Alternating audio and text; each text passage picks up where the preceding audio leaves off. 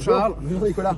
Bon, on est aujourd'hui donc vendredi dans les visites hebdomadaires de quartier. Tu viens dans le sud de Rennes et j'ai tenu particulièrement aujourd'hui à te faire venir là, place du Banat, pas loin de Square de Galicie, particulièrement parce que moi j'ai habité ici, à la place du Banat, quand je t'ai montré au 7e étage quelques années, et donc c'est un quartier que je connais bien. J'ai voulu te faire un tour du quartier avec l'école Torigné jusqu'au centre commercial Torigné. On était au Square de Galicie, on a rencontré des habitants partout, tout autour, te montrer les équipements donc, que tu connais, le Conservatoire de Bretagne, mais aussi le pôle santé, des équipements qui sont venus dans notre quartier. Et donc on a rencontré des personnes. Qu'est-ce que tu en... Ce que j'en retiens, c'est qu'on a des personnes qui constatent que ces équipements sont là. Mais en fait, il ne suffit pas de faire des équipements pour que les gens soient bien. On a traversé un quartier extrêmement sale. Je publierai des photos d'ailleurs.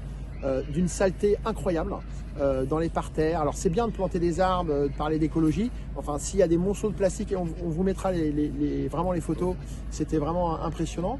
Après, autour de l'école. On est sur l'heure de midi et demi. Les parents qui vont chercher leurs enfants pour manger traversent dans un champ de boue. Il y a des travaux. Il n'y a pas d'organisation pour que les enfants qui quittent l'école puissent marcher sur les petites planches. Enfin, on a vu les petites filles avec leurs bottes, la rose qui est remplie de boue.